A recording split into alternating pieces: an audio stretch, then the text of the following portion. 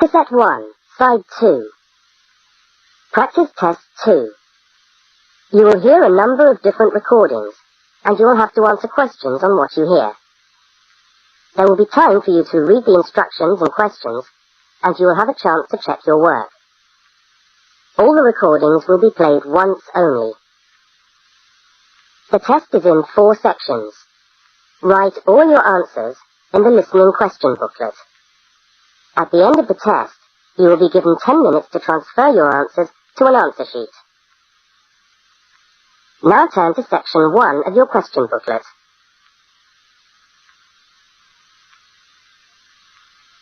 Section 1.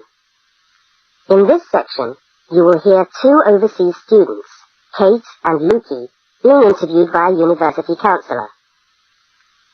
First look at questions 1 to 5.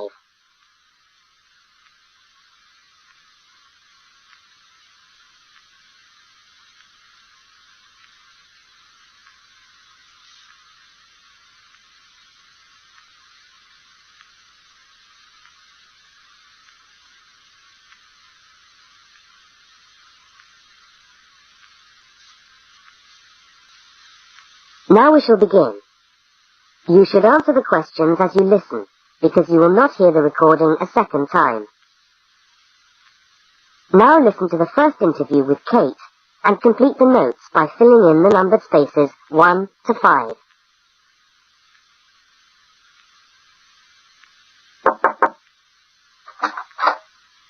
Hi there, Kate. Come on in. How are you today? Fine, thanks. Hi, Lukey. How's things? Okay. Well, as I explained on the phone, I'm a counsellor here at the Student Services section of the university. And I'm interviewing overseas students to help me draw up a guide for new students. So, I'd be grateful if you could tell me a little about your time since you've been here in Cambridge. Right. Yeah. Now, Kate, let's start with you. Okay. This is your second semester, isn't it? Could you tell us something about your first impressions of the town when you arrived?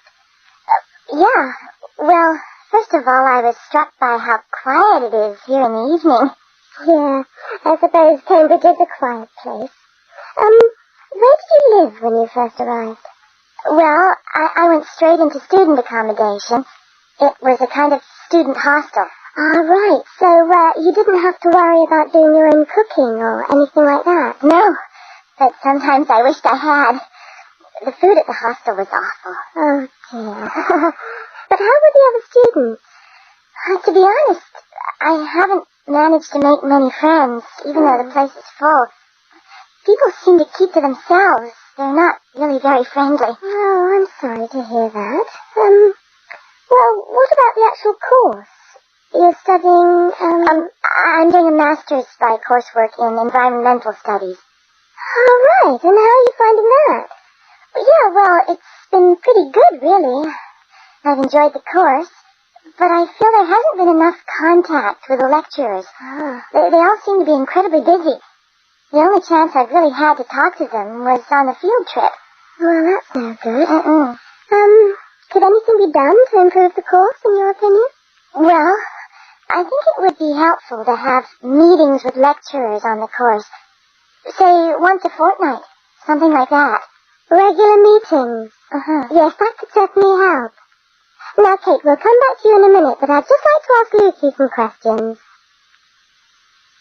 Before they continue the interview, look at questions 6 to 10.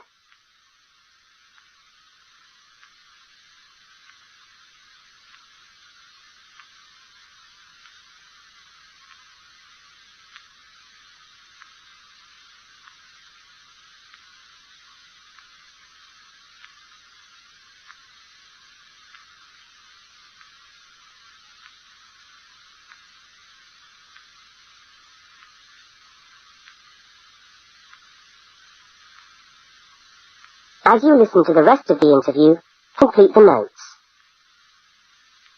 Lukey, where are you from? I am from Indonesia. And how did you find Cambridge when you first arrived? Well, I like it here. I think the city is very beautiful. What about your accommodation? Was that okay? Yes, okay. At first, I stayed with a family for 3 months. They were very kind to me, but they had 3 young children, and I found it difficult to study. Right, I see. So after 3 months, I moved out, and now I live with 2 other students in a student house. It's much cheaper, and we like it there. Good. And, what about your studies? What are you studying? I'm doing a Bachelor of Computing. Computing, I see. Apart from the language difficulties, if you can separate them, how have you found the course? Okay, but... Yes, go on. Well, the main difficulty for me is getting time on the computers in the computer room. It's always busy, and this makes it very hard to do my practical work. Yes, I'm sure it would. Can you reserve time in the computer room? No, you can't. But it would certainly help if we could reserve computer time. Yes, I'll look into that and see if something can't be done to improve things over there. Now, let's go back to Kate. That is the end of section 1. You now have half a minute to check your answers.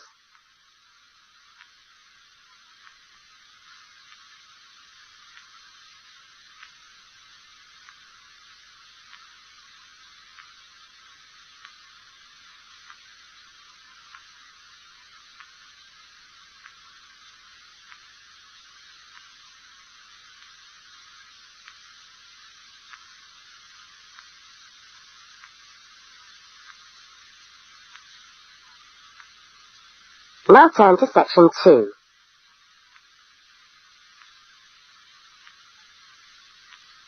Section 2.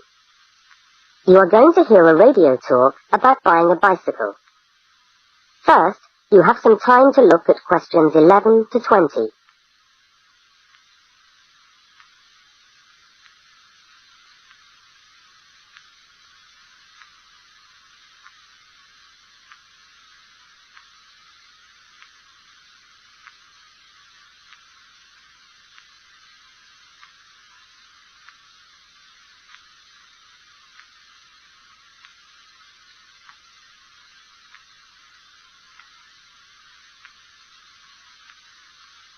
Now listen to the first part of the talk and complete the notes by filling in the numbered spaces 11 to 20. Well, last week we talked about buying camping equipment, and today I'd like to talk to you about buying a bicycle. A simple enough exercise, you might imagine, but there are lots of things to look out for to make sure you get the best deal for your money. Well, the range of bicycles is enormous. There are racing bikes, touring bikes, mountain bikes, or just plain ordinary bikes for riding around town. They vary enormously in 2 basic ways: price and quality. This means that the choice you make will probably be determined by the amount of money you want to pay, your own personal needs, what is actually available, or a compromise of all 3 things. However, in broad terms, you can spend anything from $50 to $2,000 on a bike, so you'll need to know what you're looking for. Single-speed cycles, that is bikes with no gears, are really only suited to short, casual rides. Their attraction is their simplicity and reliability. After years of neglect, they still manage to function, though not always too efficiently. If it's basic transport you're after, then you can't go wrong. 3-speed cycles, on the other hand, are all that is really necessary for most town riding, going to the shops and things like that. Like the single-speed bike, they're simple and reliable. If you're going to be going up and down lots of hills, then you'll probably want something more efficient. 5 and 10-speed bicycles are best suited to riding over long distances or hilly terrain, and to serious touring. So if it's serious touring you're interested in, get a 5 or 10-speed bike. However, it's worth remembering that the difference in price between a 5 and 10-speed cycle is usually very little, and so it's well worth paying that little bit extra to get the 10-speed one. So I would tend to recommend the 10-speed bike as the price is similar. However, you'll be getting better quality components. Now the next thing we need to look at is size. Buying a cycle is like buying clothes. First of all, you find the right size, and then you try it on to see if it fits. Contrary to what you might imagine, the size of the cycle is not determined by the size of the wheels, except in children's cycles, but by the size of the frame. So you'll need to measure the length of your legs and arms to get a frame that is the right size for you. Well, that's all from Helpful Hints for today. That is the end of section 2. You now have half a minute to check your answers.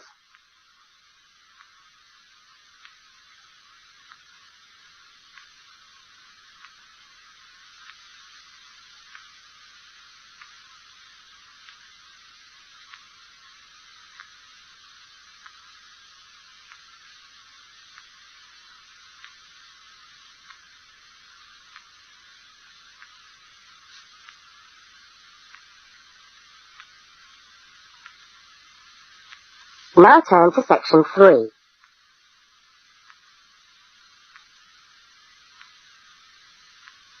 Section 3. In this section, you will hear a conversation between two students, Fiona and Martin, talking about a tutorial topic.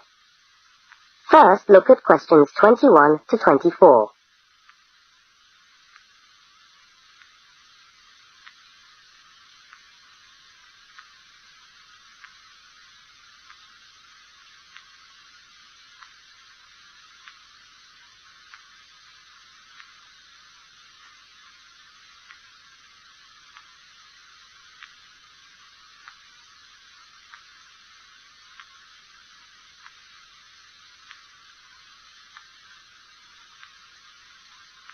Now listen and answer questions 21 to 24.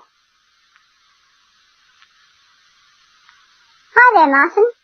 How are you going with your Australian Studies tutorial paper? Oh, good. I finished it, actually. Lucky you. What did you do it on? I'm still trying to find an interesting topic. Well, after some consideration, I decided to look at the history of banana growing in Australia. Banana growing? Yeah, banana growing. Fascinating, I'm sure. Well, it's not as boring as you'd think. And I wanted to tie it into the work I've been doing on primary industries and the economy. Anyway, I bet there are a few things you didn't know about bananas. Such as? Such as the fact that bananas were among the first plants ever to be domesticated. Oh, really? Yeah, an extremely nourishing food. I suppose you're going to tell me the whole history of banana growing now, aren't you? Well, it'll be a good practice run for my tutorial next week. I'll do the same for you sometime. Okay, fire away. So where were these bananas first domesticated? According to my research, the Cavendish banana, which is a type of banana, and the first type to be cultivated here, actually originated in China, but they had a fairly roundabout route before they got to Australia. You mean they didn't go straight from China to Australia? No, they didn't. It seems that in 1826, bananas were taken from South China to England. I suppose they'd have made a welcome addition to the English diet. Yes, I'm sure. Well, apparently there was an English duke who was particularly fond of bananas, and he used to cultivate them in his hothouse, which is where you have to grow them in England, of course, because of the cool climate. And they became quite popular in the UK. So he was the one responsible for cultivating the Cavendish banana, which was then introduced into Australia. I see, and we've been growing them ever since. Yeah. Now look at questions 25 to 32.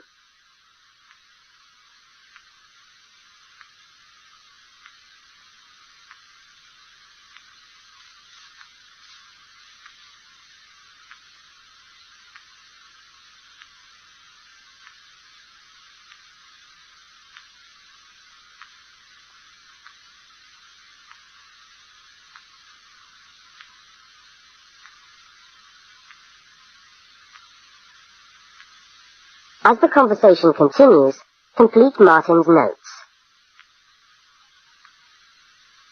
Are they hard to grow? Well, yes and no. To grow them in your garden, no, not really. But to grow them commercially, you need to know what you're doing. You see, you only get one bunch of bananas per tree, and it can take up to 3 years for a tree to bear fruit if you don't do anything special to it. But this period is greatly reduced with modern growing methods, particularly in plantations where you have perfect tropical conditions. Right. So what are you looking at? 1 year? 2 years? No, around 15 months in good conditions for a tree to produce a bunch of bananas. And once you've got your bunch, you cut the bunch and the plant down. So how do the trees reproduce then? Well, bananas are normally grown from suckers, which spring up around the parent plant, usually just above the plant. They tend to like to grow uphill, or at least that's the common wisdom. So that's why banana plantations are usually on hillsides, is it? Yeah, they grow best like that. That's interesting. If you plant them in rich soil and give them plenty of water at the beginning of summer, then they should be well advanced by the beginning of winter, when growth virtually stops. But in a country like England, they're hard to grow. Although, you can grow them in a hothouse. But in Australia, it's not difficult. No, though even here, the growers put plastic bags around the bunches to protect them and keep them warm. If you go up to the banana growing districts, you'll see all these banana trees with plastic bags on them. But how do they stop the bananas going bad before they reach the shops?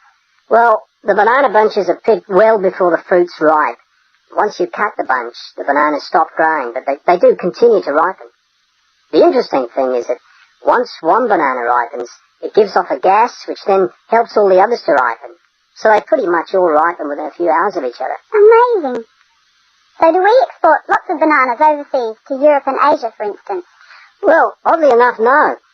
I believe New Zealand takes a small proportion of the crop, but otherwise, they're mostly grown for the domestic market, which is surprising when you think about it, because we grow an enormous number of bananas each year.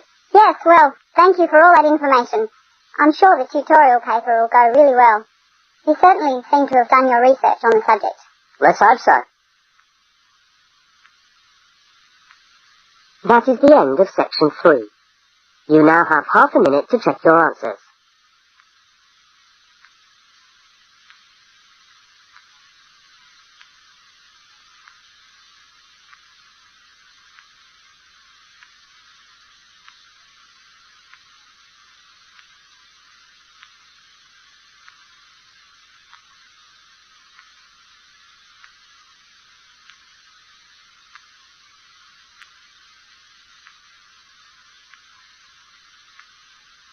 Now turn to section 4.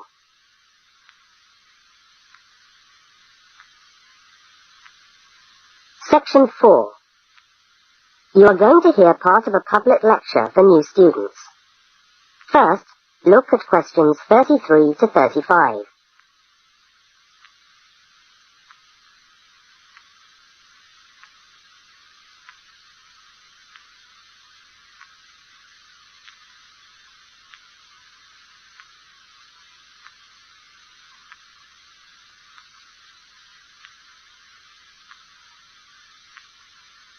Now listen and answer questions 33 to 35.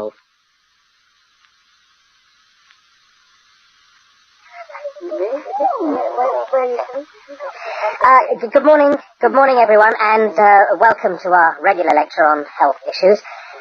This series of lectures is organised by the Students' Union and is part of the Union's attempt to help you, the students of this university, to stay healthy while coping with study and social life at the same time. So, it's a great pleasure for me to welcome back Ms. Diane Greenbaum, who is a professional dietitian and who has been kind enough to give up her time in what I know is a very hectic schedule to come along and talk to us today. Thank you. Thank you very much, John. May I say it's a pleasure to be back. Now, stresses at university, being away from home and having to look after yourself, learning your way around the campus, all contribute to making it quite hard sometimes to ensure that your diet is adequate. So, today, I'm going to talk about ways of making sure that you eat well, while at the same time staying within your budget.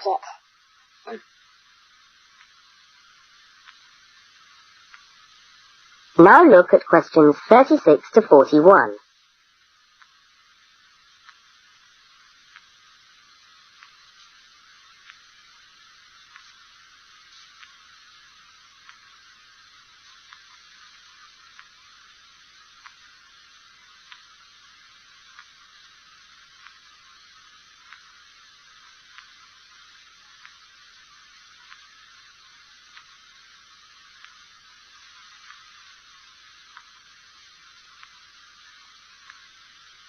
As you listen to the second part of the lecture, complete the notes and diagram in the spaces provided. If you have a well-balanced diet, then you should be getting all the vitamins that you need for normal daily living. However, sometimes we think we're eating the right foods, but the vitamins are escaping, perhaps as a result of cooking, and anyway, we're not getting the full benefit of them. Now, if you lack vitamins in any way, the solution isn't to rush off and take vitamin pills, though they can sometimes help. No, it's far better to look at your diet and how you prepare your food. So, what are vitamins? Well, the dictionary tells us they are food factors essential in small quantities to maintain life. Now, there are fat-soluble vitamins which can be stored for quite some time by the body, and there are water-soluble vitamins which are removed more rapidly from the body. And so a regular daily intake of these ones is needed. Okay, so how can you ensure that your diet contains enough of the vitamins you need? Well, first of all, you may have to establish some new eating habits. No more chips at the uni canteen, I'm afraid. Now, firstly, you must eat a variety of foods. Then you need to ensure that you eat at least 4 servings of fruit and vegetables daily.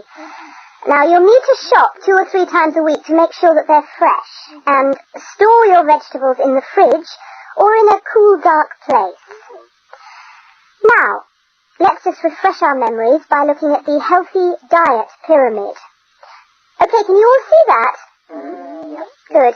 Well, now, as you see, we've got 3 levels to our pyramid. At the top, in the smallest area, are the things which we should really be trying to avoid as much as possible. Things like, sugar, salt, butter, all that sort of thing.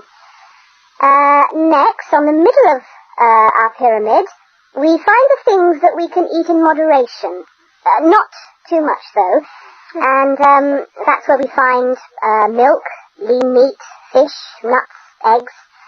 And then at the bottom of the pyramid are the things that you can eat lots of, because they're the things that are really good for you. Here we have bread, vegetables, and fruit. So, don't lose sight of your healthy diet pyramid when you do your shopping.